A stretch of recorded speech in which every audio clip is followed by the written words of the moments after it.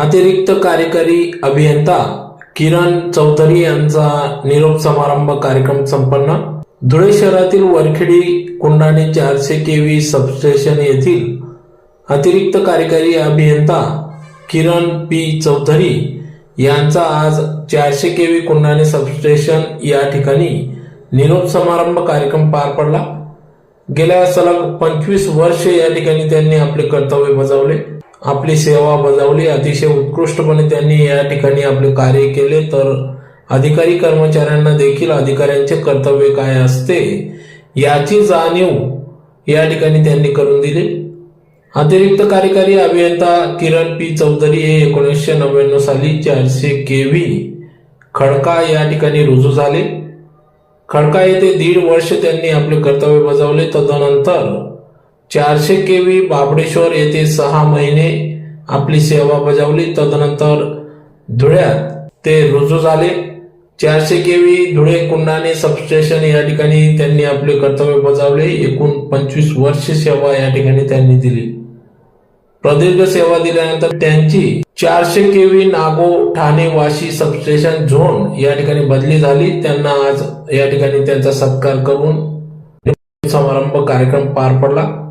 त्यांना पत्नी कीर्ती किरण चौधरी, 2 मुली असून मोठी मुलगी लोहिता किरण चौधरी ही इंजिनियर IIT पुणे येथे शिक्षण घेत असून दुसरी मुलगी योशिता किरण पाटील 11वी शिक्षण आहे।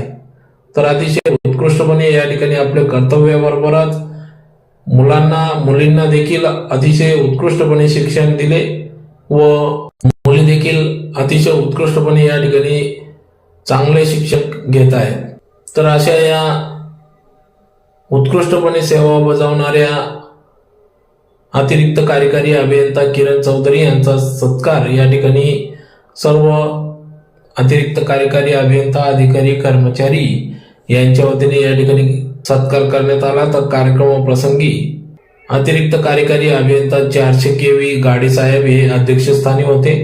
तर कार्यक्रमाप्रसंगी अतिरिक्त कार्यकारी अभियंता नेहाते खडका, अतिरिक्त कार्यकारी अधिकारी मोहिते, अतिरिक्त कार्यकारी अभियंता सचिन चित्ते, संतोष गवडी, चेतन नावरकर, राहुल पाटील, प्रीतम बधाने, सर्व अतिरिक्त कार्यकारी अभियंता, अधिकारी, कर्मचारी यांच्या उपस्थितीत या ठिकाणी अतिरिक्त कार्यकारी अभियंता किरण पी चौधरी यांचा सत्कार या ठिकाणी करण्यात आला। तर मोठ्या संख्येने अधिकारी कर्मचारी उपस्थित होते। यावेळी अतिरिक्त कार्यकारी अधिकारी किरण पी चौधरी यांना त्यांच्या पुढील भावी वाटचालीस शुभेच्छा देण्यात आल्या। नंबर चेक केलाय का तो म्हणजे आम्ही ड्रॉइंग सुद्धा ओपन करायचो आणि फक्त फोनवर आम्हाला साहेबांच्या ड्रॉइंग मिळायची। म्हणजे एक प्रकारे हॉटलाईन सेवा म्हणजे KP चौधरी साहेब। हॉटलाईन युनिट नाही म्हणत मी, हॉटलाईन सेवा। एकदम काही प्रॉब्लेम आला कधी फोन करा, साहेब लगेच तुम्हाला TB नंबर सकट वायर आणि त्याचा फेरूलही सांगतील, हा फेरूल बघा, हा चेक करा। कारण हे आपलं 400 केव्हीचं सबस्टेशन आहे। जी आपण म्हणतो सेंट्रल ग्रीड कनेक्टिव्हिटी झाली ती साहेबांच्या हस्तेच झाली। जे सरदार सरोवर लाईन आपली कनेक्टिव्हिटी, जे इंटर ग्रीड कनेक्टिव्हिटी असते त्याचा फेस सिक्वेन्स मॅचिंग वगैरे सगळं काही जे आलं तर ते साहेबांच्या हस्तेच झालं। म्हणजे एक प्रकारे नॉर्दर्न ग्रीड आणि आपली मिडल ग्रीड कनेक्टिव्हिटीचं काम साहेबांच्या हस्ते करण्यात आलं। तो एक मोठं बहुमानाचा साहेबांनी महाराष्ट्राला देणगी दिली असं मी म्हणेल या प्रसंगी। तर बऱ्याच अशा छोट्या मोठ्या गोष्टी खूप सांगण्यासारख्या, जर मी सांगत राहिलो तर बाकीच्यांचा इथे नंबर लागणं अवघड होईल। त्यानंतर मी LV पाटील साहेबांकडे चाललो गेलो होतो मेंटेनन्सला। पण त्यानंतरही माझं आणि साहेबांचा नेहमीच आमचं संभाषण नेहमीच असतं। त्यानंतर मी नावरकर साहेबांना विनंती करेल की त्यांनी साहेबांविषयी आपलं मनोगत व्यक्त करावे। हे कसं मेंटेन असलं पाहिजे याविषयीची जी तळमळ आणि याविषयीची जी म्हणजे तत्परता की प्रॉब्लेम आहे पटकन अटेंड करा, रिलॅक्स व्हा, हे सगळ्या ॲटिट्यूड म्हणजे नुसतं टेस्टिंगचा विषय नाही, टेस्टिंगचा विषय साहेबांनी आम्हाला खूप म्हणजे अशा प्रकारे हेल्प केलेली आहे। काही तुम्हाला उदाहरणं द्यायचे म्हटले तर चित्ते साहेब, मी आणि माळी साहेब अशी आम्ही एकत्र टेस्टिंगमध्ये स्ट्रगल करत होतो, कारण की आम्हाला सिनियर कोणीच दिलेलं नव्हतं त्याकाळी। तर आम्ही तिघी धुळे नंदुरबार जिल्हा मिळून बघत असताना आम्हाला लिमिटेशन यायचे बऱ्याचदा की हे समजत नाही आहे किंवा हे लक्ष देत नाही. जर सिनियरनी जवळ तर करणार काय, तर आम्हाला ऑनलाईन अर्ध्या रात्रीसुद्धा हेल्प साहेबांची राहायची फोनवर. त्यावेळेस मला तर चांगलं आठवतं आहे की पहिले 2 महिने मी त्यांच्याशी फोनवर बोललो आणि मग त्यांना भेटलो की कोण आहे ते. म्हणजे 2 महिने त्यांनी मला पहिले फोनवर मदत केली, मग नंतर 400 KV येण्याचा योग आला जॉईनिंग नंतर. तर तेव्हा मला पहिल्यांदा भेटले की हे आहेत चौधरी साहेब, की जे मला 2 महिन्यापासून काही अडचण आली तर गाईड करतायत. तर साहेबांचं तसं नव्हतं की तू कोण आहे, तू कुठला आहे, साहेब फोन आला काय अडचण आहे सांगायचे, गाईड करायचे. आणि त्यांच्याच पावलावर पाऊल ठेवून नंतर 2014ला मी साहेबांच्या अंडरच टेस्टिंगला आलो. त्यांनी म्हणजे बोट धरून आम्हाला शिकवलेलं आहे, आमचं बोट पकडून आम्हाला शिकवलेलं आहे. आणि भरपूर आठवणी असतात. कॉलनीत राहायला आलो,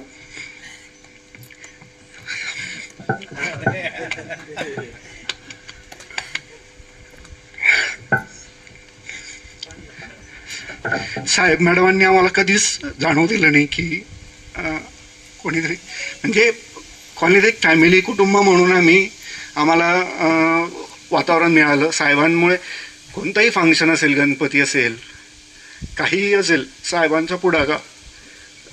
मी बाहेरगावी असेल तर माझं काम साहेब करून घ्यायचे. साहेब मेंटेनन्सला गेले, मी ऑफिसला आलो. त्याच्यानंतर बऱ्याचदा इतक्या अडचणी यायच्या की मी बाहेरगावी, माझ्याशिवाय काही नाही होऊ शकत, तरी साहेब त्याच्यात काही ते ॲडिशनल होते, मी DY होतो. असं कधी या विषयात कधीच फरक नाही. साहेब स्वतः वायरिंगला बसून जायचे. हात काळे करणं, कपडे काळे करणं ॲडिशनल आहेत. एक्झिक्युटिव्ह लेवलची व्यक्ती आहेत, आम्हाला लाज वाटायची काम सांगताना. परंतु साहेबांनी कधीच मला असं म्हटलं नाही की तू मला काय सांगतोय, किंवा असं कधी वादविवाद नाही, कधी काही असं हे नाही. असं व्यक्तिमत्व सरकारी सिस्टीममध्ये भेटणं खूप दुर्मिळ असतं. सरकारी सिस्टीम आपण बघतोच आहे.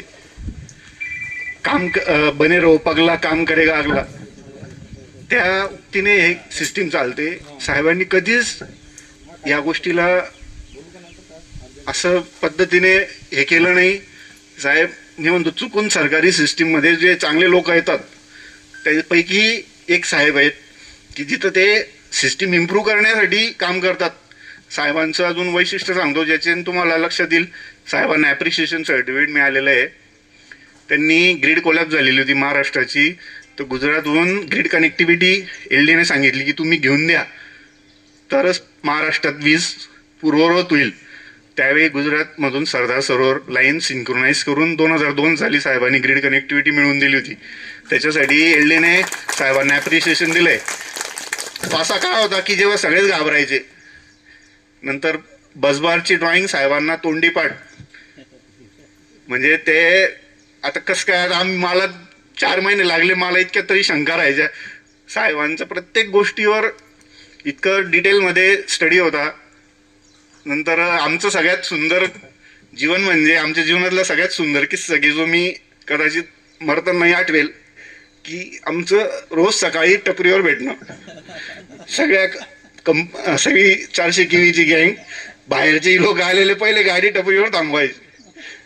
तर जे सकाळी गप्पा व्हायच्या त्याच्यातून असं नाही की नुसतं आम्ही टाइमपास कामाविषयी सगळ्या गोष्टींविषयी, तो जो एक वातावरण तयार व्हायचं त्याच्यातून हसी. माझ्या साहेबांचा सेन्स ऑफ ह्युमर खूप स्ट्रॉंग आहे. म्हणजे कोणत्या गोष्टीवर ते जोक तयार करू शकतील याचं नेहमी. आणि तो तर त्याच्यामुळे इतकं म्हणजे उल्हासी वातावरण राहायचं आणि त्याच्याने जे कामं व्हायचे तर कधीच थकवा जाणवायचं नाही.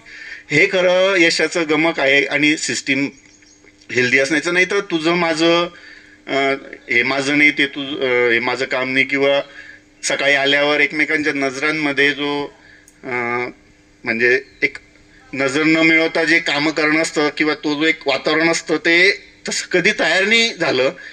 आणि त्याच्याने जे कामापेक्षा कसं असतं, तुम्ही सतत मानसिक टेन्शनमध्ये किंवा स्ट्रेसमध्ये दिवसातले 10 तास काढणं, हे जसं कितीतरी वर्ष, तर हे कसं जस्टिफाईड नाही आहे, तसं ते आम्हाला अचीव झालं इथं. आम्ही कधीच असं त्रासदायक फील नाही झालं आम्हाला साहेबांबरोबर राहताना. तर त्याच्यामुळे साहेबांचे आमच्यावर उपकारच येते की ते इतके वर्ष आमच्या बरोबर होते आणि त्यांना माझी इच्छा आहे सगळ्यांनी बोलून दाखवलं ते एक्झिक्युटिव्ह म्हणून इथंच यावे आणि इथंच रिटायर व्हावे अशी आमची खूप इच्छा आहे. याच्यापेक्षा 4 पट मोठा कार्यक्रम आम्ही करू आणि त्यांच्या भावी वाटचालीसाठी त्यांना शुभेच्छा. चालेल, थँक्यू. मोठं होऊन काय बनायचंय, तर मी नेहमी बोलायची की मला पप्पांसारखंच व्हायचंय. मला माहिती काहीच नव्हतं की पप्पा काय करतात काय नाही, पण मला आवडायचं पप्पांसोबत ऑफिसला जायला आवडायचं. त्यांच्यासोबत जे जे लोक काम करायचे त्यांच्याशी मी बोलायची, तिथं बसायची. इव्हन आता पण पप्पांचं ऑफिसला काही होत असेल किंवा काही मेजर इश्यू झाला तर मी विचारते पप्पांना, पप्पा काय झालं, कसं सुरू आहे. पप्पा मला एकदम डिटेलमध्ये सांगतात की बेटा असं झालं, असं करायचंय. मला समजत काही नाही, बट ते ज्या बारीकीने मला सांगतात, एक्सप्लेन करतात की कसं असतं, काय करायचं असतं, ते ऐकून छान वाटतं. मी इतकंच म्हणू शकते की लहानपणीपासून ते खूप जास्त डेडिकेटेड आहे त्यांच्या वर्कशी. म्हणजे जसं काका बोलले की ते जास्त वेळ देऊ नाही शकले फॅमिलीला, बट ते नेहमी राहायचे. आम्ही काही पण पप्पांना बोललो, पप्पा हे पाहिजे, पप्पा इथे जायचं, पप्पा बिलकुल आवर्जून जा बेटा, कर बेटा, आणून देतो. बट मी आधीपासूनच बघितलंय लहानपणीपासून की ऑलवेज पप्पांसाठी वर्क फर्स्ट. So thank you. कार्यक्रमाचे अध्यक्ष गाडे सर आणि सर्व अभियंता आणि कर्मचारी वर्ग, मी आज फर्स्ट टाइम स्टेजवर बोलते. साहेबांबद्दल सांगायचं म्हटलं तर त्यांचं डेडिकेशन म्हणजे जेव्हा आम्ही इथं आलो राहायला तेव्हा फोन वगैरे नव्हते. इथे काही प्रॉब्लेम आला तर आम्हाला आमच्या घराच्या साईडच्या खिडकीमधनं पण आम्हाला कळायचं की काहीतरी झालं इथं. म्हणजे त्यावेळेला वॉचमन यायचे घरी बोलवायला, तर वॉचमन घरी यायच्या आज साहेब ऑफिसला पोचलेले असायचे. म्हणजे साहेबांचं कामाबद्दलचं डेडिकेशन एवढं आहे. आणि ऑलवेज त्यांचं हेच की नाही, आधी माझं काम आहे. कुठे जायचं म्हटलं, कुठे काही असलं तर त्यांचं आधी काम फर्स्ट असायचं. स्कूलमध्ये पण सॅटर्डेला मीटिंग्ज असायच्या, तिथे गेलं म्हणजे साहेब नाही चल लवकर, आउटेज चालू आहे, चल लवकर, आउटेज चालू आहे. शेवटी जबरदस्तीने आधी गाडी घेतली, म्हटलं मला माझं जाऊ द्यायचं, तुम्ही तुमचं बघायचं. हा प्रॉब्लेम आमचा ऑलवेज असायचा. आणि हे म्हणजे आतापर्यंत हा पूर्ण असंच चाललं. काही असलं म्हणजे आम्हाला तेच की नाही मला ऑफिसला जायचंय. चला आता आम्ही इकडे गेलोय, म्हणजे इथनं निघालोय, काय माहिती तिकडे कसं असणार आहे. त्याच्यामुळे बघू, होप्स की चला आमच्याकडे फॅमिलीकडे थोडं लक्ष असणार आहे. बस मी एवढंच बोलू शकते. धन्यवाद. आता मी तर इथं नव्हतो आतापर्यंत भाषणात, डायरेक्ट आता मी उभं राहिलो भाषणाला. पण इथं असणाऱ्या सर्व लोकांनी म्हटलं असेल साहेब गेले, फार मोठं नुकसान झालेलं आहे, याचं हे झालंय त्याचं झालं. पण मी म्हणतो साहेब जे आहेत ना इथून गेले हे फार बरं झालं. इथल्या लोकांना काम करण्याची सवय लागेल. कायम स्वरूपी उठलं की साहेबांकडे बघायचं, साहेब येतील, काम करतील आणि आपल्या याच्यातून बाहेर काढतील. का साहेबांनी एवढी तुम्हाला सवय लावल्या, स्वतःच्या कामाचा आदर्श घालून दिला, तो दिला सोडून. साहेबांनी इथं थांबायला पाहिजे. साहेबांनी त्यांचं आयुष्य आहे, त्यांची मुलं आता तिकडे शिकतायत, त्यांच्याजवळ त्यांनी जायला पाहिजे. आणि त्यांनी पण नदी या की उस पार, मी त्यांना नेहमी म्हणायचो. त्यांनी त्यांच्या जॉईंट झाल्यापासून त्या नदीच्या त्या बार तिकडे ते गेलेच नाही आजपर्यंत. त्याच्यामुळे सगळ्यांना जसं दुःख झालं तसं मला पण दुःख झालं त्यांच्या बदली झाल्याचं. पण त्यात एक आनंद आहे, नदी या की उस पार ते गेलेत आणि एक त्यांच्या म्हणजे एक वेगळं विश्व ते सध्या त्यांनी बघायला सुरुवात केलेलं आहे. आणि त्या याच्यात ते सक्सेस होतीलच. जो मेहनती असतो त्याला तुम्ही कुठेही पाठवलं तरी तो सक्सेस होतो. त्याला काही हे गरज नाही की तो धुळ्यामध्येच पाहिजे किंवा कुठे पाहिजे, अशी काहीच गरज नाही. त्यांच्या मेहनतीने, त्यांच्या कर्तृत्वाने त्या सगळ्या गोष्टी सिद्ध करतातच नेहमी. त्यांना तिकडच्या बाजूला हमखास यश लाभेलच याची मला खात्री आहे आणि त्यांच्या पुढील वाटचालीसाठी माझ्याकडनं मी त्यांना शुभेच्छा देतो. आणि मला झालेला उशीर अध्यक्ष श्री घाटे साहेब आणि प्रमुख पाहुणे आपले सर्वांचे आवडते भांबरे साहेब आणि हा कार्यक्रम आयोजन केलेल्या सगळ्या मित्रांना माझा धन्यवाद आहे की मला म्हणजे अपेक्षित नव्हतं एवढं आणि लोकांनी जे त्यांचे मनोगत व्यक्त केले त्याच्याने माझा पूर्ण तो 25 वर्षाचा तो इतिहास जो होता इथला तो सगळा ढवळून निघाला. मला त्या सगळ्या गोष्टी आता आठवायला लागून गेलेल्या आहे. म्हणजे बऱ्यापैकी आता विसर पडला होता तो ऍक्च्युली त्या सगळ्या गोष्टींचा.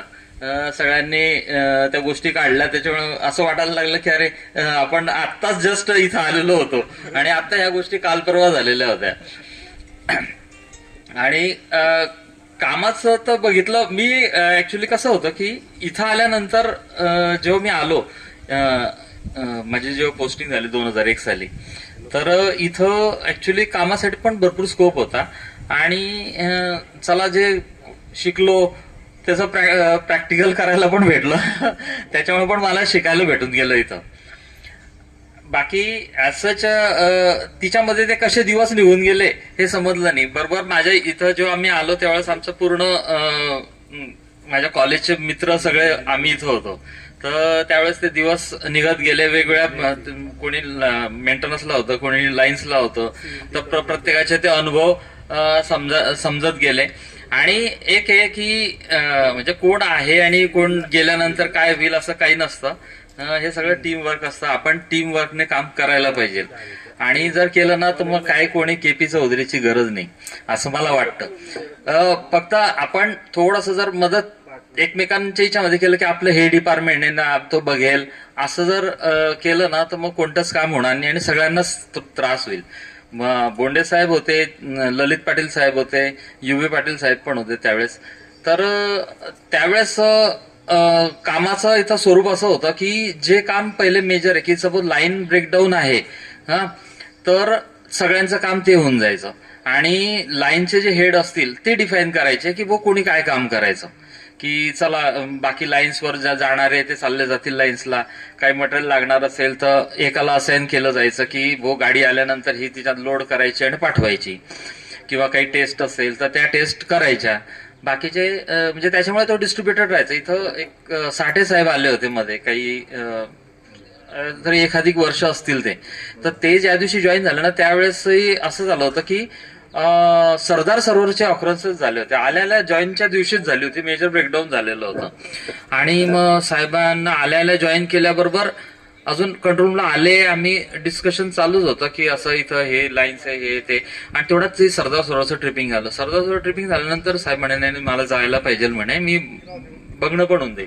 मग नंतर जेव्हा ते काम सुरू झाले मेजर ब्रेकडाऊन होतं सरदार सरोवरचं तर तो जवळपास 3-4 दिवस आहे ना ती कंटिन्युअस रिस्टोर करताना चार्जिंगच्या वेळेस पुन्हा ती ट्रिप द्यायची. मेजर इन्सुलेटर फेल्युअर्सचे प्रमाण त्यावेळेस जास्त होतं. तर ते जवळपास 2-3 दिवस साहेब फील्डवरच होते. त्याच्यानंतर ते साहेब आल्यानंतर सगळं शांतता झाली. सगळं सरदार सरोवर रिस्टोर झाल्या. त्याच्यानंतर साठे साहेब विचारायला लागले म्हणे इतके आहे म्हणे सगळे लोक आहे पण म्हणे मला एक्झॅक्ट हे समजत नाही म्हणे कोण कोणते डिपार्टमेंट्स आहे म्हणे. म्हणजे मला असं वाटायचं पहिले की हे लाईन्सवाले लाईन्सचे साहेब असतील पण नंतर दिसायचं की अरे LB पाटील साहेब हे काम करता म्हणजे हे असतील बहुतेक. म्हणजे मी कधी कोणाला विचारलं नाही त्यावेळेस. तर तो काळ तो वेगळा होता आणि मला तर असं वाटतं की कसं आहे की कोऑर्डिनेशन मध्ये जर केलं तर कोणावर बर्डन नाही आहेत आणि आपल्याला जी गोष्ट माहिती आहे ती सांगितल्याचं तर म्हणजे आपल्याला पण एक समाधान भेटतं. ते प्रेम बघून आता मी सगळ्यांचे ते ऐकलं की कोण काय म्हणजे काय काय म्हणाले किंवा काय कोणाकोणाचे काय अनुभव होते. त्याच्यामुळे मला इतकं म्हणजे आता पुन्हा 2-3दा तर माझ्याकडनं रडू कोसळलं होतं.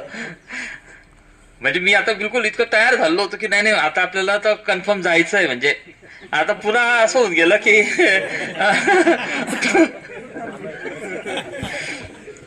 तर मी तिकडं पण गेलो ना, तर तिकडं तसं नाहीये लोकांचं. मी बघितलं कोणी कोणाशी बोलत नाही, जो तो आपापलं येऊन ड्युटी करतं आणि जातं.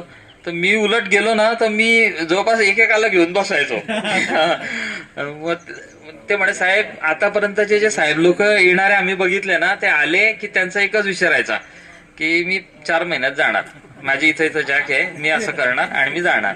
म्हणजे साहेब तुम्हीच एक असे साहेब होते की तुम्ही आल्यावर म्हणाल की नाही नाही मी तर इथं राहील. म्हटलं म्हणजे हा एक विषय मी तिथं बघितला. आणि लोक थोडेसे, आपल्याकडे कसं होतं की आपण एकदम गुळमिळून जातो. जर 4 लोक जमा झाले तर आपण डिस्कशन, गप्पा, कोण साहेब कुठले, तर तिथं तसं वातावरण नाहीये. मी एक बघितलंय, ज्याला त्याला आहे ना तिथनं जायची पडलेली आहे किंवा काय, आणि थोडंसं वातावरण त्या टाईपचं मी बघितलं. पण म्हटलं ठीक आहे, आपण गेल्यानंतर आपण सगळ्यांना एकत्र करू. लोकांना कॉलनी तिथला पण जो प्रकार आहे तो थोडासा निग्लेक्टेड आहे.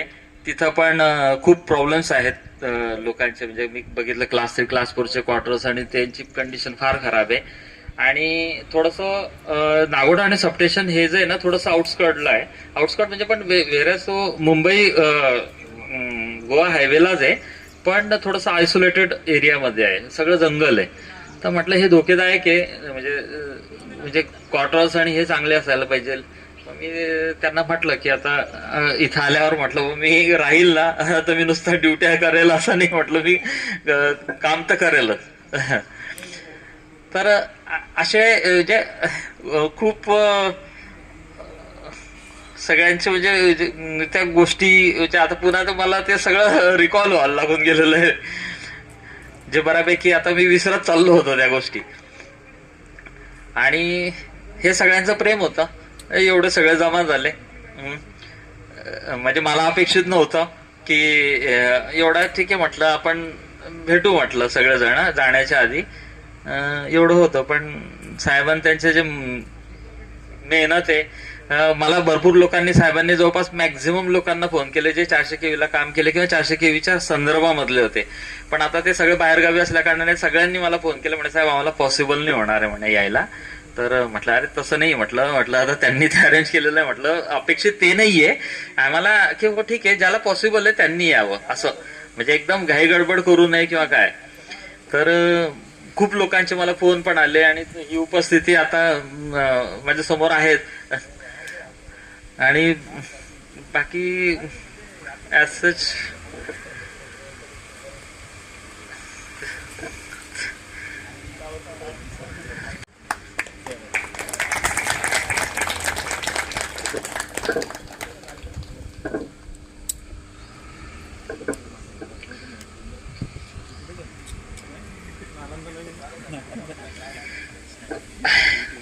ते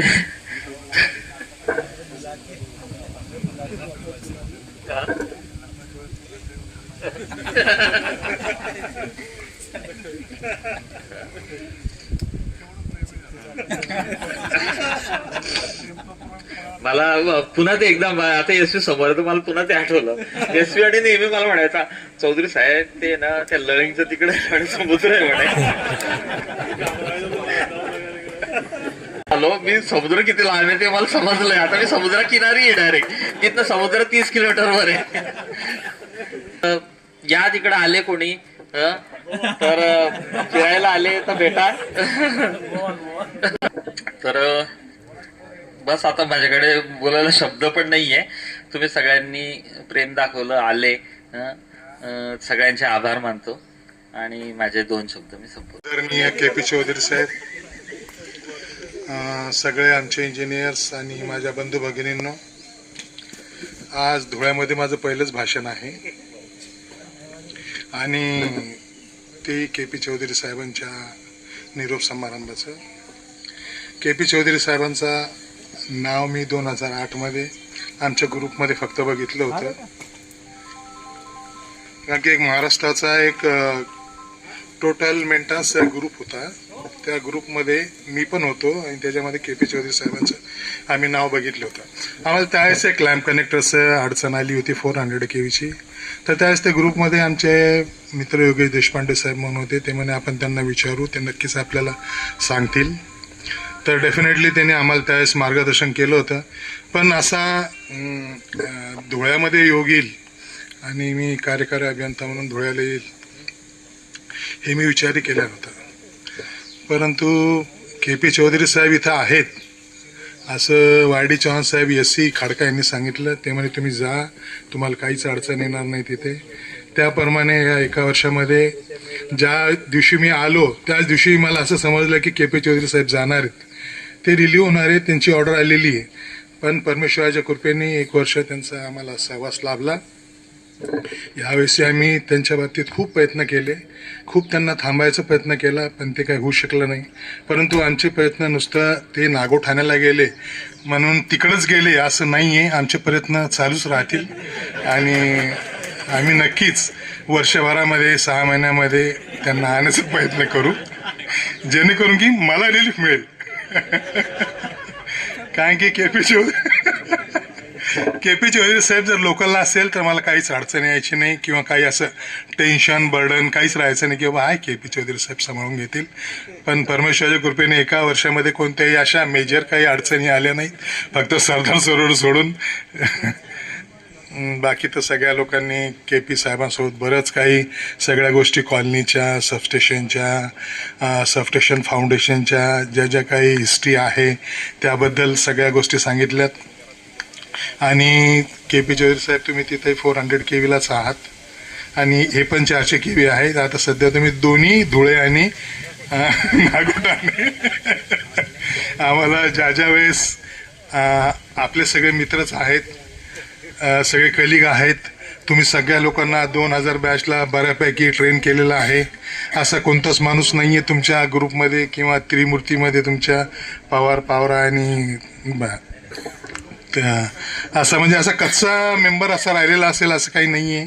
तुम्ही बऱ्याचपैकी प्रत्येकाला ट्रेन करून सोडलंय. प्रत्येक माणसाला बऱ्याच गोष्टी 400 KVच्या 99% म्हणजे 100% माहीत आहेत. त्याप्रमाणे लोकही कामं करतील. पण तुमचं आम्हाला योगदान लागेल. ज्या वेळेस काही अडचणी मला, माझ्या इंजिनियर्सला, माझ्या लोकांना किंवा या धुळे डिस्ट्रिक्टच्या सगळ्या लोकांना कोणालाही काही अडचण असेल तर तुम्ही बरोबर योग्य मार्गदर्शन कराल अशी आम्ही तुमच्याकडे अपेक्षा व्यक्त करतो. आणि तुम्ही नक्कीच मार्गदर्शन ते आम्हाला कराल. कारण की ते येणारे प्रोजेक्ट खूप म्हणजे नवीन प्रोजेक्ट यायच्या मार्गावरती आहे. ICT 4 आहे, अग्युमेंटेशन आहे, स्टॅटकॉम प्रोजेक्ट हा नवीन आहे. महाराष्ट्रामध्ये फक्त धुळ्यामध्येच येणार आहे आणि पुण्याला एक लोणीकणला येणार आहे. तर त्यावेळेस तुमचं मार्गदर्शन आम्हाला लावेल आणि तिथपर्यंत तर तुम्ही परत येऊन जाल अशी आम्ही अपेक्षा व्यक्त करतो. आणि मी माझे 2 शब्द संपवतो. पुढील आयुष्य सुखाचं समाधानात जावं हेच ईश्वरचरणी प्रार्थना करून माझे 2 शब्द